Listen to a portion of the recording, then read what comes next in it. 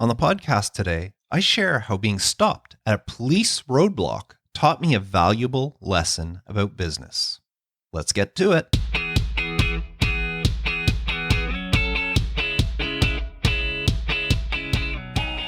Resourceful Designer, episode 324. You are an expert.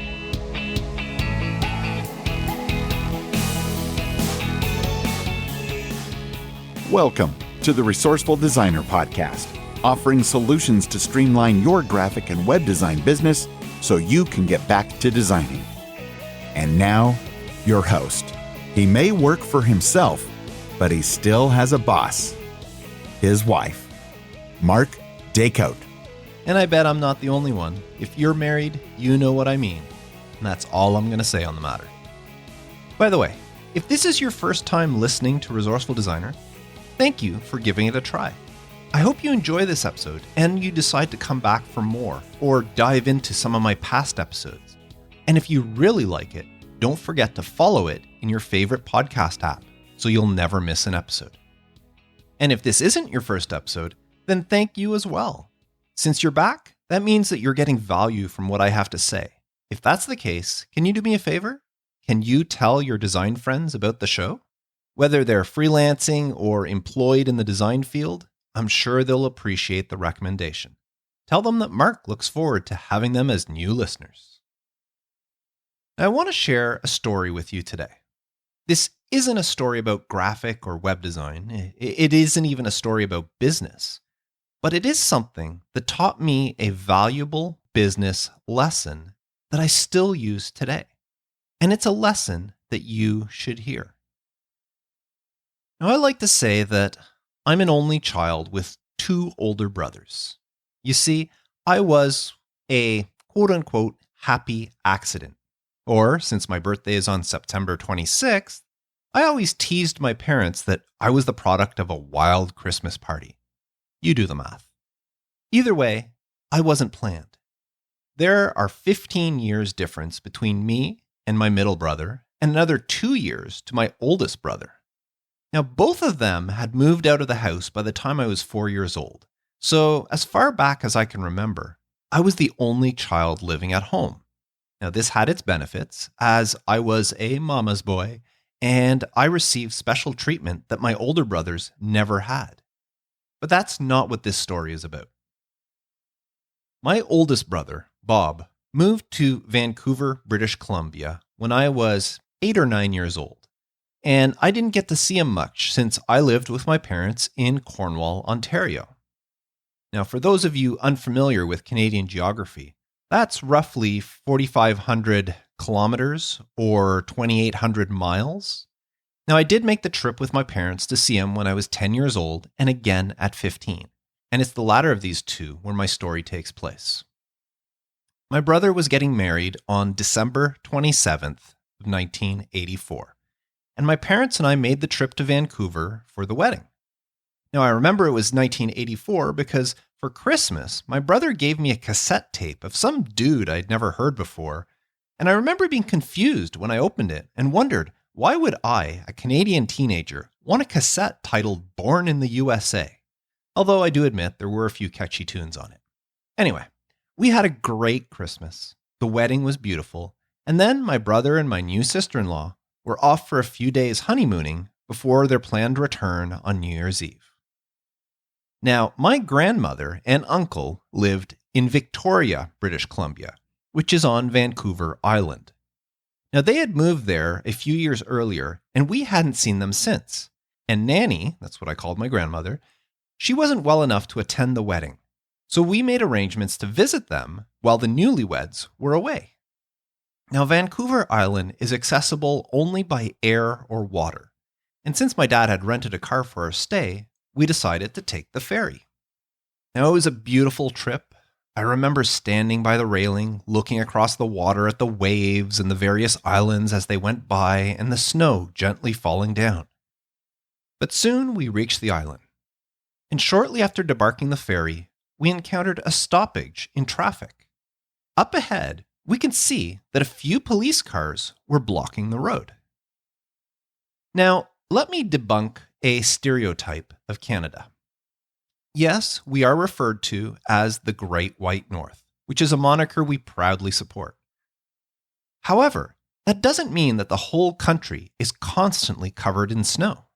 We have 4 distinct seasons, and I've often seen the summer weather report indicating that we here in Canada are the warmest location in all of North America. And when winter rolls around, not all of our country has to deal with the snow that is synonymous with our great nation. In fact, other than its Olympic-grade mountains, British Columbia rarely sees any accumulation of snow in the winter.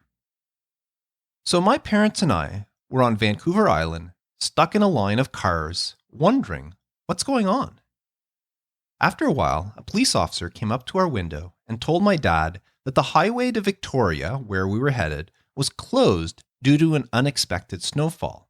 It turns out that the plow that they used to clear the road had broken down, and it would be a couple of hours until one could arrive from another part of the island. Now, there was roughly 3 to 4 centimeters of snow on the ground. That's about 1 to 1.5 inches for my American friends. And after contemplating this news for a moment, my dad turned to my mother and I and said, "I'll be right back," and then quickly jumped out of the car. Now, he walked back and caught up to the police officer, who was still informing motorists behind us of the road's closure. My mom and I watched as they talked. The officer kept shaking his head, raising his hands, as my dad, someone who's always calm and collected, continued to talk to him in a very determined manner. The officer finally put his hand up, indicating my dad to stop. Then he took out and spoke into a walkie-talkie. A few minutes later, 2 more police officers joined them. One of them was wearing a different hat, which indicated that he was probably the superior, and he took the lead talking to my father. My mom and I watched from the car as my dad pulled out his wallet and handed something to the man. The officer looked at it, showed it to the other 2, and then handed it back to my dad. Then all 4 of them walked back towards our car, where the 3 police officers circled around the car as if they were somehow inspecting our vehicle. Seemingly satisfied, the lead officer said something to my dad, who then got back into our car. Now, without saying a word to us, my dad put the car in gear, and one of the police officers directed him onto the shoulder of the road, where we proceeded to slowly drive past the long line of stopped cars, with people staring at us, wondering what was going on. When we got to the front, we waited as one of the officers got in one of the police cruisers and backed it up, allowing us to pass. Then, with a wave and nod to the lead policeman, my dad proceeded on to the on-ramp, where we continued the 30 to 40-minute drive to Victoria, British Columbia, with the whole highway to ourselves. So what had happened? When my father approached the police officer and asked again why the highway was closed, he was told that 1.5 inches of snow made it too dangerous to drive on. Calmly, my father explained to the officer that we're from Ontario, one of the provinces in Canada that gets the most snow. And where we're from, they probably wouldn't even send out the snowplows for this little coverage. That's when the officer called his superior over, hence the discussion that my mom and I had witnessed. And once again, my dad repeated his plea to this lead officer. Then my dad showed him his Ontario driver's license as proof of where we're from. Then they walked back and he showed the officers that our rental car was equipped with all-season radials, tires that are rated for driving on snow. It's something that's common nowadays, but it wasn't so common back in 1984. But my dad was always the prudent type, and he had insisted that our rental car have all-season radials. Convinced that the road conditions were not an obstacle for my dad, the police officers actually let us proceed. We drove to Victoria without a problem and had a great visit with my grandmother and uncle. And that's the story. But what business lesson did I learn from this? I learned at the age of 15 that you don't have to know everything to be considered an expert. You only need to know more than the person you're talking to or the person asking the question. I believe there's actually a teacher's saying that goes something along the lines of, you don't need to know everything, you only need to know more than your students. It's the same principle. My dad was a good driver. but no more than any other driver that you see on the road. And by no means would I call him an expert driver. In fact, I'm sure those 3 police officers, with the various police driver training that they all have to go through, had way more driving experience than my dad ever had. Except for one area. To those officers on Vancouver Island who were not used to driving on snow-covered roads, my father was just that. He was an expert at driving in snow. In that instance, his credentials put him in a class of driver much higher than those officers were in. And in doing so, it earned him their respect and acknowledgement, and it bestowed a confidence in them that we would be okay driving on their snow-covered highway. So many people in life are shackled by self-doubt. Maybe you have grand ambitions for your business, but you're afraid to follow through. Perhaps your lack of experience is something holding you back. You fear that you can't charge similar prices to what other, more experienced designers are charging. Oh, no, I can never charge $2,000 for a logo, or no, I could never charge $10,000 for a website. I'm not that good yet. Well, I'm here to tell you, you don't need to be an expert to succeed, or to charge similar prices to what other designers do.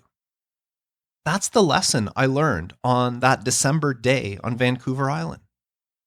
There are plenty of people out there with less knowledge and less expertise than you who are currently doing much better than you are. And it's because they're not letting their limitations hold them back. And there are always going to be people with better skills and more qualifications than you. If you wait until you consider yourself an expert, you're never going to go anywhere. You're never going to succeed. The skills and knowledge that you have today, those are valuable, and they're worth charging for. They're worth charging enough for. You see, clients hire you because they can't do what it is that they want you to do for them. And the fact that you can do it, even if your knowledge is limited, makes you an expert in their eyes, and they're thrilled to hire you. And they are willing to pay for that expertise. I recently read a story of a lawyer who liked to cross-stitch at the end of his busy day. It's the way he relaxed. But he was embarrassed to share his pastime with his peers, so he kept it a secret. Until one day, his aunt visited and noticed all the lovely cross-stitch pieces he had around his home. Now, she mentioned in passing that she loves to cross-stitch, but there's a certain stitch that she has a lot of trouble doing. And no matter how many times she looks at the instruction book, she just can't get it. At this point, the lawyer revealed his passion to his aunt, and he offered to record a video of him doing the stitch that she was having trouble with, so that she could watch the video and see exactly how he does it and finally learn for herself. So what he did was record himself doing the stitch, he posted it to YouTube and sent the link to his aunt. But to his surprise, he started getting comments from strangers saying that they also had a problem with that stitch and thanking him for teaching them the proper method. The comments were also asking if he had any other cross-stitching training videos. So he decided to post a few more, and they were all met with raving reviews. After a time doing this lawyer decided to quit his job. He got out of law, and he now cross-stitches full-time. He has a website where he sells courses and patterns and products, and now earns his living doing something that he loves. Now, he's the first one to admit he's not an expert. He's still learning. He says he constantly messes up, and he keeps striving to master techniques that are currently beyond his skill level. But to his audience, to the people watching him on YouTube, he is an expert, and they thank him for it, and he's making a living doing it. So what's holding you back? You may not consider yourself an expert graphic designer or web designer, but that's no reason not to put yourself out there. or not to charge what you should be charging. There are clients out there looking for people to help them. The skill level of the person they hire is of no consequence to them, just as long as that person can get the job done. And if you can do the job, then why can't the person they hire be you? And that's what I wanted to talk about today. Now, I would love to know what's holding you back. Please head on over to resourcefuldesigner.com/episode 324 and leave a comment. Let me know, what is holding you back from reaching your potential in your business? Better yet, if you want to have a discussion about it, why don't you join the Resourceful Designer community? We have these sorts of talks all the time, and everybody within the community benefits from them. There are so many designers I know within there that attribute a large portion of their business success to their membership within the community. And you could be the same. Visit resourcefuldesigner.com/community to learn more and to join. So that's it for me. Another podcast episode in the books.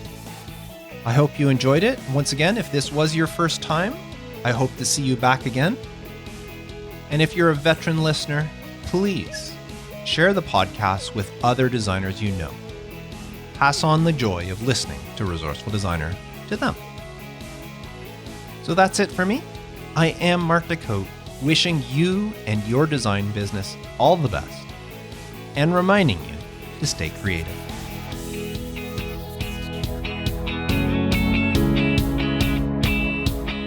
Thanks for listening to the Resourceful Designer podcast at resourcefuldesigner.com.